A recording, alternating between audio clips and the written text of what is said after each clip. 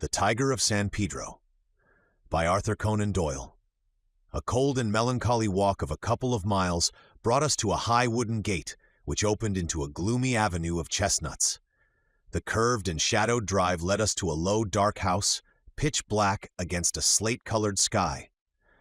From the front window upon the left of the door there peeped a glimmer of a feeble light. "There's a constable in possession," said Baines. "I'll knock at the window." He stepped across the grass plot and tapped with his hand on the pane. Through the fogged glass I dimly saw a man spring up from a chair beside the fire and heard a sharp cry from within the room. An instant later a white-faced, hard-breathing policeman had opened the door, the candle wavering in his trembling hand. "What's the matter, Walters?" asked Baines sharply. The man mopped his forehead with his handkerchief and gave a long sigh of relief. "I am glad you have come, sir. It has been a long evening, and I don't think my nerve is as good as it was." "Your nerve, Walters? I should not have thought you had a nerve in your body." "Well, sir, it's this lonely, silent house and the queer thing in the kitchen. Then when you tapped at the window I thought it had come again." "That what had come again?" "The devil, sir, for all I know. It was at the window." "What was at the window, and when?" "It was just about 2 hours ago. The light was just fading. I was sitting reading in the chair. I don't know what made me look up, but there was a face looking in at me through the lower pane. Lord, sir, what a face it was! I'll see it in my dreams." "Tut, tut, Walters, this is not talk for a police constable." "I know, sir, I know, but it shook me, sir, and there's no use to deny it. It wasn't black, sir, nor was it white, nor any color that I know, but a kind of queer shade like clay with a splash of milk in it. Then there was the size of it. It was twice yours, sir. And the look of it, the great staring goggle eyes, and the line of white teeth like a hungry beast. I tell you, sir, I couldn't move a finger, nor get my breath, till it whisked away and was gone. Out I ran and through the shrubbery, but thank God there was no one there. If I didn't know you were a good man, Walters, I should put a black mark against you for this. If it were the devil himself, a constable on duty should never thank God that he could not lay his hands upon him. I suppose the whole thing is not a vision and a touch of nerves?" "That, at least, is very easily settled," said Holmes, lighting his little pocket lantern. "Yes," he reported after a short examination of the grass bed. "A number 12 shoe, I should say. If he was all on the same scale as his foot, he must certainly have been a giant." "What became of him?" "He seems to have broken through the shrubbery and made for the road." "Well," said the inspector with a grave and thoughtful face, "whoever he may have been, and whatever he may have wanted, he's gone for the present, and we have more immediate things to attend to. Now, Mr. Holmes, with your permission, I will show you round the house." The various bedrooms and sitting rooms had yielded nothing to a careful search. Apparently the tenants had brought little or nothing with them, and all the furniture down to the smallest details had been taken over with the house. A good deal of clothing with the stamp of Marks & Co., High Holborn, had been left behind. Telegraphic inquiries had been already made which showed that Marks knew nothing of his customer, save that he was a good payer. Odds and ends, some pipes, a few novels, 2 of them in Spanish, an old-fashioned pinfire revolver, and a guitar were among the personal property. "Nothing in all this," said Baines, stalking, candle in hand, from room to room. "But now, Mr. Holmes, I invite your attention to the kitchen." It was a gloomy, high-ceilinged room at the back of the house, with a straw litter in one corner, which served apparently as a bed for the cook. The table was piled with half-eaten dishes and dirty plates, the debris of last night's dinner. "Look at this," said Baines. "What do you make of it?" He held up his candle before an extraordinary object which stood at the back of the dresser. It was so wrinkled and shrunken and withered that it was difficult to say what it might have been. One could but say that it was black and leathery, and that it bore some resemblance to a dwarfish human figure. At first, as I examined it, I thought that it was a mummified Negro baby, and then it seemed a very twisted and ancient monkey. Finally, I was left in doubt as to whether it was animal or human. A double band of white shells were strung round the center of it. Very interesting indeed," said Holmes, peering at this sinister relic. "Anything more?" In silence, Baines led the way to the sink and held forward his candle. The limbs and body of some large white bird, torn savagely to pieces with the feathers still on, were littered all over it. Holmes pointed to the wattles on the severed head. "A white cock," said he. "Most interesting. It is really a very curious case." But Mr. Baines had kept his most sinister exhibit to the last. From under the sink he drew a zinc pail which contained a quantity of blood. Then from the table he took a platter heaped with small pieces of charred bone. "Something has been killed and something has been burned. We raked all these out of the fire. We had a doctor in this morning. He says that they are not human." Holmes smiled and rubbed his hands. "I must congratulate you, Inspector, on handling so distinctive and instructive a case. Your powers, if I may say so without offense, seem superior to your opportunities." Inspector Baines's small eyes twinkled with pleasure. "You're right, Mr. Holmes. We stagnate in the provinces. A case of this sort gives a man a chance, and I hope that I shall take it. What do you make of these bones?" "A lamb, I should say, and the white cock? Curious, Mr. Baines, very curious. I should say almost unique." "Yes, sir. There must have been some very strange people with some very strange ways in this house. One of them is dead. Did his companions follow him and kill him? If they did, we should have them, for every port is watched. But my own views are different. Yes, sir, my own views are very different." "You have a theory, then?" "And I'll work it myself, Mr. Holmes. It's only due to my own credit to do so. Your name is made, but I have still to make mine.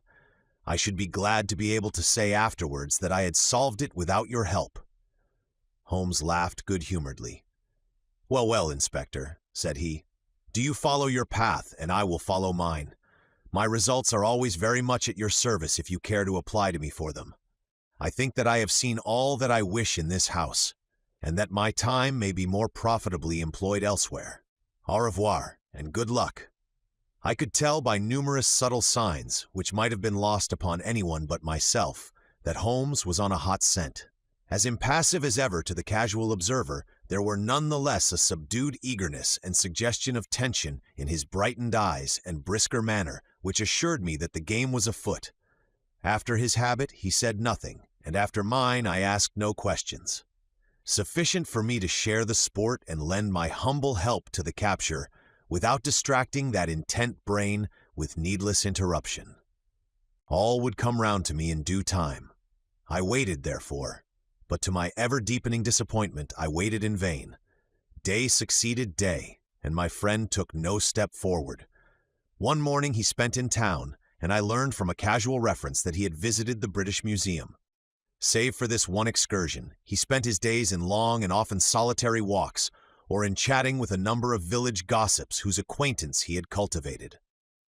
"I'm sure, Watson, a week in the country will be invaluable to you," he remarked.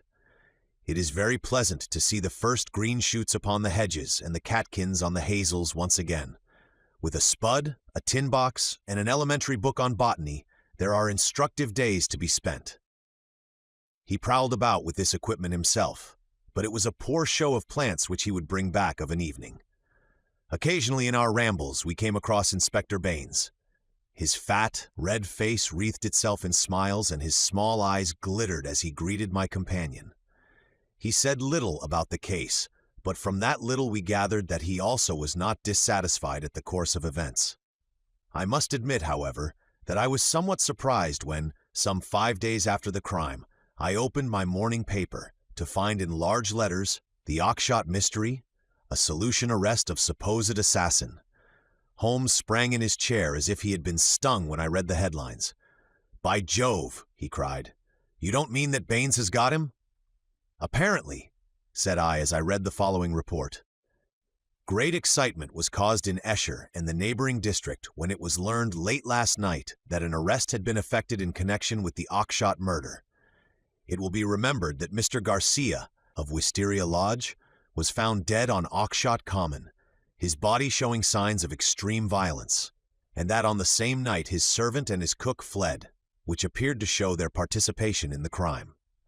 It was suggested, but never proved, that the deceased gentleman may have had valuables in the house, and that their abstraction was the motive of the crime. Every effort was made by Inspector Baines, who has the case in hand, to ascertain the hiding place of the fugitives, and he had good reason to believe that they had not gone far but were lurking in some retreat which had been already prepared. It was certain from the first, however, that they would eventually be detected, as the cook, from the evidence of one or two tradespeople who have caught a glimpse of him through the window, was a man of most remarkable appearance, being a huge and hideous mulatto, with yellowish features of a pronounced Negroid type. This man has been seen since the crime, for he was detected and pursued by Constable Walters on the same evening, when he had the audacity to revisit Wisteria Lodge. Inspector Baines, considering that such a visit must have some purpose in view, and was likely therefore to be repeated, abandoned the house, but left an ambuscade in the shrubbery. The man walked into the trap and was captured last night after a struggle in which Constable Downing was badly bitten by the savage. We understand that when the prisoner is brought before the magistrates, a remand will be applied for by the police, and that great developments are hoped from his capture. "Really, we must see Baines at once," cried Holmes, picking up his hat. "We will just catch him before he starts." We hurried down the village street and found, as we had expected, that the inspector was just leaving his lodgings. "You've seen the paper, Mr. Holmes?" he asked, holding one out to us. "Yes, Baines, I've seen it. Pray don't think it a liberty if I give you a word of friendly warning." "Of warning, Mr. Holmes? I have looked into this case with some care, and I am not convinced that you are on the right lines. I don't want you to commit yourself too far unless you are sure. You're very kind, Mr. Holmes. I assure you I speak for your good." It seemed to me that something like a wink quivered for an instant over one of Mr. Baines's tiny eyes. "We agreed to work on our own lines, Mr. Holmes. That's what I am doing." "Oh, very good," said Holmes. "Don't blame me." "No, sir, I believe you mean well by me. But we all have our own systems, Mr. Holmes. You have yours, and maybe I have mine. Let us say no more about it. You're welcome always to my news. This fellow is a perfect savage, as strong as a cart horse and as fierce as the devil. He chewed Downing's thumb nearly off before they could master him. He hardly speaks a word of English, and we can get nothing out of him but grunts." "And you think you have evidence that he murdered his late master?" "I didn't say so, Mr. Holmes. I didn't say so. We all have our little ways. You try yours and I will try mine. That's the agreement." Holmes shrugged his shoulders as we walked away together. "I can't make the man out. He seems to be riding for a fall. Well, as he says, we must each try our own way and see what comes of it. But there's something in Inspector Baines which I can't quite understand." "Just sit down in that chair, Watson," said Sherlock Holmes when we had returned to our apartment at the Bull. "I want to put you in touch with the situation, as I may need your help tonight. Let me show you the evolution of this case so far as I have been able to follow it. Simple as it has been in its leading features, it has nonetheless presented surprising difficulties in the way of an arrest. There are gaps in that direction which we have still to fill. We will go back to the note which was handed in to Garcia upon the evening of his death. We may put aside this idea of Baines's that Garcia's servants were concerned in the matter. The proof of this lies in the fact that it was he who had arranged for the presence of Scott Eccles, which could only have been done for the purpose of an alibi. It was Garcia, then, who had an enterprise, and apparently a criminal enterprise, in hand that night, in the course of which he met his death. I say criminal because only a man with a criminal enterprise desires to establish an alibi. Who, then, is most likely to have taken his life? Surely the person against whom the criminal enterprise was directed. So far it seems to me that we are on safe ground. We can now see a reason for the disappearance of Garcia's household. They were all confederates in the same unknown crime. If it came off when Garcia returned, any possible suspicion would be warded off by the Englishman's evidence, and all would be well. But the attempt was a dangerous one, and if Garcia did not return by a certain hour, it was probable that his own life had been sacrificed. It had been arranged, therefore, that in such a case his two subordinates were to make for some pre-arranged spot where they could escape investigation and be in a position afterwards to renew their attempt. That would fully explain the facts, would it not? The whole inexplicable tangle seemed to straighten out before me. I wondered, as I always did, How it had not been obvious to me before. But why should one servant return? We can imagine that in the confusion of flight, something precious, something which he could not bear to part with, had been left behind. That would explain his persistence, would it not? Well, what is the next step? The next step is the note received by Garcia at the dinner. It indicates a confederate at the other end. Now, where was the other end? I have already shown you that it could only lie in some large house, and that the number of large houses is limited. My first days in this village were devoted to a series of walks, in which in the intervals of my botanical researches I made a reconnaissance of all the large houses and an examination of the family history of the occupants. One house, and only one, riveted my attention. It is the famous old Jacobean Grange of High Gable, 1 mile on the farther side of Oxshott, and less than half a mile from the scene of the tragedy. The other mansions belong to prosaic and respectable people who live far aloof from romance. But Mr. Henderson, of High Gable, was by all accounts a curious man to whom curious adventures might befall. I concentrated my attention, therefore, upon him and his household. A singular set of people, Watson, the man himself the most singular of them all. I managed to see him on a plausible pretext, but I seemed to read in his dark, deep-set, brooding eyes that he was perfectly aware of my true business. He is a man of 50, strong, active, with iron-gray hair, great bunched black eyebrows, the step of a deer and the air of an emperor. A fierce, masterful man with a red-hot spirit behind his parchment face. He is either a foreigner or has lived long in the tropics, for he is yellow and sapless, but tough as whipcord. His friend and secretary, Mr. Lucas, is undoubtedly a foreigner, chocolate brown, wily, suave, and cat-like, with a poisonous gentleness of speech. You see, Watson, we have come already upon 2 sets of foreigners, one at Wisteria Lodge and one at High Gable, so our gaps are beginning to close. These 2 men, close and confidential friends, are the center of the household. But there is one other person who for our immediate purpose may be even more important. Henderson has 2 children, girls of 11 and 13. Their governess is a Miss Burnett, an Englishwoman of 40 or thereabouts. There is also one confidential manservant.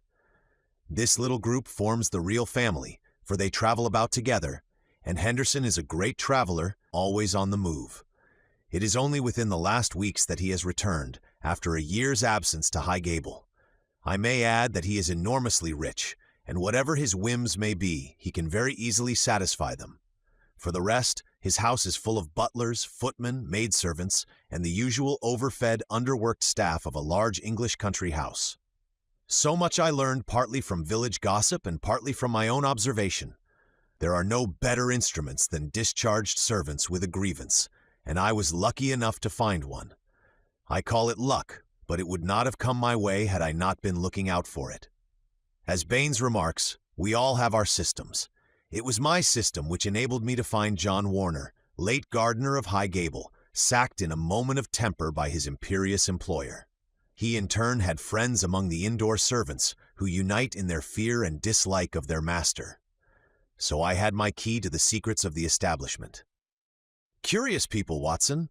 I don't pretend to understand it all yet, but very curious people anyway. It's a double-winged house, and the servants live on one side, the family on the other. There's no link between the two, save for Henderson's own servant, who serves the family's meals. Everything is carried to a certain door, which forms the one connection. Governess and children hardly go out at all except into the garden. Henderson never by any chance walks alone. His dark secretary is like his shadow. The gossip among the servants is that their master is terribly afraid of something. Sold his soul to the devil in exchange for money, says Warner, and expects his creditor to come up and claim his own. Where they came from, or who they are, nobody has an idea. They are very violent. Twice Henderson has lashed at folk with his dog whip, and only his long purse and heavy compensation have kept him out of the courts.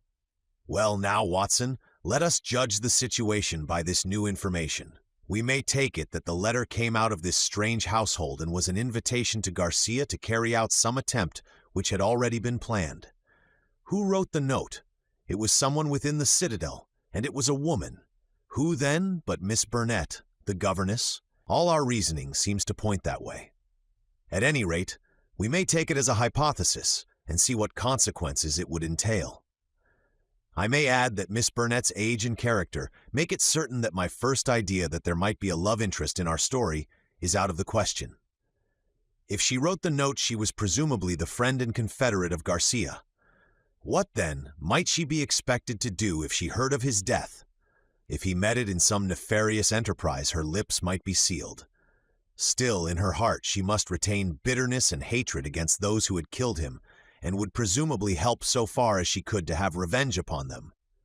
Could we see her then and try to use her? That was my first thought. But now we come to a sinister fact. Miss Burnett has not been seen by any human eye since the night of the murder. From that evening, she has utterly vanished. Is she alive? Has she perhaps met her end on the same night as the friend whom she had summoned? Or is she merely a prisoner? There is the point which we still have to decide. You will appreciate the difficulty of the situation, Watson. There is nothing upon which we can apply for a warrant. Our whole scheme might seem fantastic if laid before a magistrate. The woman's disappearance counts for nothing, since in that extraordinary household any member of it might be invisible for a week. And yet she may at the present moment be in danger of her life. All I can do is to watch the house and leave my agent Warner on guard at the gates. We can't let such a situation continue. If the law can do nothing, we must take the risk ourselves. What do you suggest? I know which is her room. It is accessible from the top of an outhouse. My suggestion is that you and I go tonight and see if we can strike at the very heart of the mystery. It was not, I must confess, a very alluring prospect. The old house with its atmosphere of murder, the singular and formidable inhabitants, the unknown dangers of the approach, and the fact that we were putting ourselves legally in a false position all combined to damp my ardor. But there was something in the ice-cold reasoning of Holmes which made it impossible to shrink from any adventure which he might recommend. One knew that thus, and only thus, could a solution be found. I clasped his hand in silence, and the die was cast.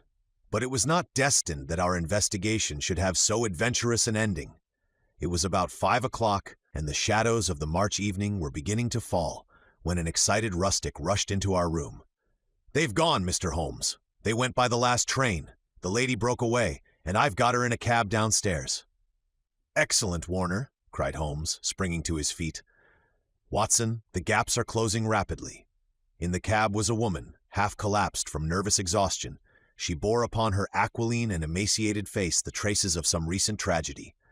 Her head hung listlessly upon her breast, but as she raised it and turned her dull eyes upon us, I saw that her pupils were dark dots in the center of the broad gray iris. She was drugged with opium. "I watched at the gate, same as you advised, Mr. Holmes," said our emissary, the discharged gardener. "When the carriage came out, I followed it to the station. She was like one walking in her sleep, but when they tried to get her into the train, she came to life and struggled. They pushed her into the carriage. She fought her way out again. I took her part, got her into a cab, and here we are. I shan't forget the face at the carriage window as I led her away. I'd have a short life if he had his way, the black-eyed, scowling yellow devil. We carried her upstairs, laid her on the sofa, and a couple of cups of the strongest coffee soon cleared her brain from the mists of the drug. Baines had been summoned by Holmes, and the situation rapidly explained to him. "Why, sir, you've got me the very evidence I want," said the inspector warmly, shaking my friend by the hand. "I was on the same scent as you from the first." "What, you were after Henderson?" "Why, Mr. Holmes, when you were crawling in the shrubbery at High Gable, I was up one of the trees in the plantation and saw you down below. It was just who would get his evidence first." "Then why did you arrest the mulatto?" Baines chuckled. "I was sure Henderson, as he calls himself, felt that he was suspected, and that he would lie low and make no move so long as he thought he was in any danger. I arrested the wrong man to make him believe that our eyes were off him. I knew he would be likely to clear off then and give us a chance of getting at Miss Burnett." Holmes laid his hand upon the inspector's shoulder. "You will rise high in your profession. You have instinct and intuition," said he. Baines flushed with pleasure. "I've had a plainclothes man waiting at the station all the week." Wherever the high gable folk go, he will keep them in sight. But he must have been hard put to it when Miss Burnett broke away. However, your man picked her up, and it all ends well. We can't arrest without her evidence, that is clear, so the sooner we get a statement, the better." "Every minute she gets stronger," said Holmes, glancing at the governess. "But tell me, Baines, who is this man Henderson?" "Henderson," the inspector answered, "is Don Murillo, once called the Tiger of San Pedro." The Tiger of San Pedro. The whole history of the man came back to me in a flash. He had made his name as the most lewd and bloodthirsty tyrant that had ever governed any country with a pretense to civilization. Strong, fearless, and energetic, he had sufficient virtue to enable him to impose his odious vices upon a cowering people for 10 or 12 years. His name was a terror through all Central America. At the end of that time, there was a universal rising against him. But he was as cunning as he was cruel, and at the first whisper of coming trouble, he had secretly conveyed his treasures aboard a ship which was manned by devoted adherents. It was an empty palace which was stormed by the insurgents next day. The dictator, his 2 children, his secretary, and his wealth had all escaped them. From that moment he had vanished from the world, and his identity had been a frequent subject for comment in the European press. "Yes, sir, Don Murillo, the Tiger of San Pedro," said Baines. "If you look it up, you will find that the San Pedro colors are green and white, same as in the note, Mr. Holmes. Henderson, he called himself, but I traced him back, Paris and Rome and Madrid to Barcelona, where his ship came in '86. They've been looking for him all the time for their revenge, but it is only now that they have begun to find him out." "They discovered him a year ago," said Miss Burnett, who had sat up and was now intently following the conversation. "Once already his life has been attempted, but some evil spirit shielded him. Now again it is the noble chivalrous Garcia who has fallen, while the monster goes safe. But another will come, and yet another, until some day justice will be done. That is as certain as the rise of tomorrow's sun." Her thin hands clenched and her worn face blanched with the passion of her hatred. "But how come you into this matter, Miss Burnett?" asked Holmes.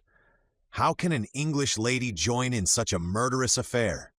"I join in it because there is no other way in the world by which justice can be gained. What does the law of England care for the rivers of blood shed years ago in San Pedro, or for the shipload of treasure which this man has stolen? To you they are like crimes committed in some other planet. But we know. We have learned the truth in sorrow and in suffering. To us there is no fiend in hell like Juan Murillo, and no peace in life while his victims still cry for vengeance." "No doubt," said Holmes. "He was as you say. I have heard that he was atrocious. But how are you affected?" "I will tell you it all. This villain's policy was to murder, on one pretext or another, every man who showed such promise that he might in time come to be a dangerous rival. My husband, yes, my real name is Signora Victor Durando, was the San Pedro minister in London. He met me and married me there. A nobler man never lived upon earth. Unhappily, Murillo heard of his excellence, recalled him on some pretext, and had him shot. With a premonition of his fate, he had refused to take me with him. His estates were confiscated, and I was left with a pittance and a broken heart. Then came the downfall of the tyrant. He escaped as you have just described. But the many whose lives he had ruined, whose nearest and dearest had suffered torture and death at his hands, would not let the matter rest. They banded themselves into a society which should never be dissolved until the work was done. It was my part, after we had discovered in the transformed Henderson the fallen despot, to attach myself to his household and keep the others in touch with his movements. This I was able to do by securing the position of governess in his family. He little knew that the woman who faced him at every meal was the woman whose husband he had hurried at an hour's notice into eternity. I smiled on him, did my duty to his children, and bided my time. An attempt was made in Paris and failed. We zigzagged swiftly here and there over Europe to throw off the pursuers, and finally returned to this house, which he had taken upon his first arrival in England. But here also the ministers of justice were waiting. Knowing that he would return there, Garcia, who is the son of the former highest dignitary in San Pedro, was waiting with 2 trusty companions of humble station. All three fired with the same reasons for revenge. He could do little during the day, for Murillo took every precaution and never went out save with his satellite Lucas, or Lopez, as he was known in the days of his greatness. At night, however, he slept alone, and the avenger might find him. On a certain evening, which had been prearranged, I sent my friend final instructions, for the man was forever on the alert and continually changed his room. I was to see that the doors were open, and the signal of a green or white light in a window which faced the drive was to give notice if all was safe or if the attempt had better be postponed. But everything went wrong with us. In some way I had excited the suspicion of Lopez, the secretary. He crept up behind me and sprang upon me just as I had finished the note. He and his master dragged me to my room and held judgment upon me as a convicted traitress. Then and there they would have plunged their knives into me, could they have seen how to escape the consequences of the deed. Finally, after much debate, they concluded that my murder was too dangerous. But they determined to get rid forever of Garcia. They had gagged me, and Murillo twisted my arm round until I gave him the address. I swear that he might have twisted it off had I understood what it would mean to Garcia. Lopez addressed the note which I had written, sealed it with his sleeve link, and sent it by the hand of the servant, Jose. How they murdered him I do not know, save that it was Murillo's hand who struck him down, for Lopez had remained to guard me. I believe he must have waited among the gorse bushes through which the path winds and struck him down as he passed. At first, they were of a mind to let him enter the house and to kill him as a detected burglar, but they argued that if they were mixed up in an inquiry, their own identity would at once be publicly disclosed, and they would be open to further attacks. With the death of Garcia, the pursuit might cease, since such a death might frighten others from the task. All would now have been well for them had it not been for my knowledge of what they had done. I have no doubt that there were times when my life hung in the balance. I was confined to my room, terrorized by the most horrible threats, cruelly ill-used to break my spirit. See this stab on my shoulder and the bruises from end to end of my arms, and a gag was thrust into my mouth on the one occasion when I tried to call from the window. For 5 days this cruel imprisonment continued, with hardly enough food to hold body and soul together. This afternoon a good lunch was brought me, but the moment after I took it I knew that I had been drugged. In a sort of dream I remember being half led, half carried to the carriage. In the same state I was conveyed to the train. Only then, when the wheels were almost moving, did I suddenly realize that my liberty lay in my own hands. I sprang out. They tried to drag me back, and had it not been for the help of this good man who led me to the cab, I should never have broken away. Now, thank God, I am beyond their power forever. We had all listened intently to this remarkable statement. It was Holmes who broke the silence. "Our difficulties are not over," he remarked, shaking his head. "Our police work ends, but our legal work begins." "Exactly," said I. "A plausible lawyer could make it out as an act of self-defense. There may be 100 crimes in the background, but it is only on this one that they can be tried." "Come, come," said Baines cheerily. "I think better of the law than that. Self-defense is one thing. To entice a man in cold blood with the object of murdering him is another, whatever danger you may fear from him. No, no, we shall all be justified when we see the tenants of High Gable at the next Guildford Assizes. It is a matter of history, however, that a little time was still to elapse before the tiger of San Pedro should meet with his deserts. Wily and bold, he and his companion threw their pursuer off their track by entering a lodging-house in Edmonton Street and leaving by the back gate into Curzon Square. From that day they were seen no more in England.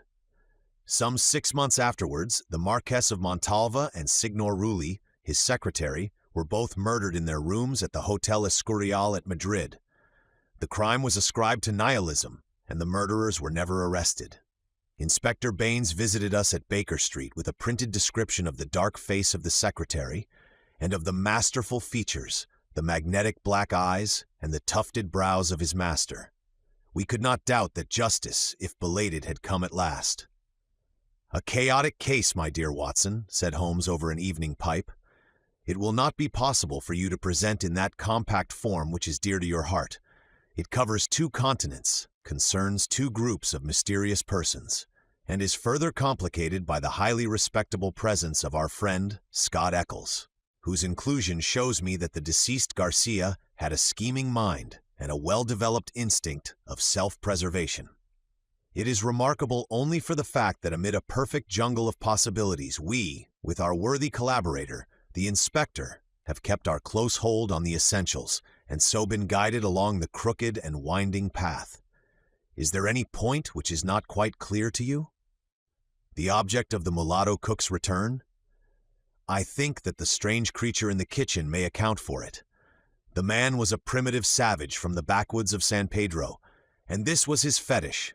When his companion and he had fled to some prearranged retreat, already occupied, no doubt by a confederate, the companion had persuaded him to leave so compromising an article of furniture. But the mulatto's heart was with it, and he was driven back to it next day, when on reconnoitering through the window, he found Policeman Walters in possession. He waited 3 days longer, and then his piety or his superstition drove him to try once more. Inspector Baines, who with his usual astuteness had minimized the incident before me, had really recognized its importance and had left a trap into which the creature walked. Any other point, Watson? The torn bird, the pail of blood, the charred bones, all the mystery of that weird kitchen? Holmes smiled as he turned up an entry in his notebook.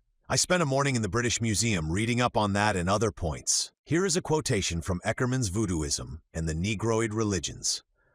The true voodoo worshipper attempts nothing of importance without certain sacrifices, which are intended to propitiate his unclean gods.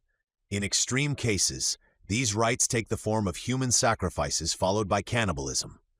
The more usual victims are a white cock, which is plucked in pieces alive, or a black goat, whose throat is cut and body burned. So you see, our savage friend was very orthodox in his ritual. It is grotesque, Watson, Holmes added as he slowly fastened his notebook. But, as I have had occasion to remark, there is but one step from the grotesque to the horrible.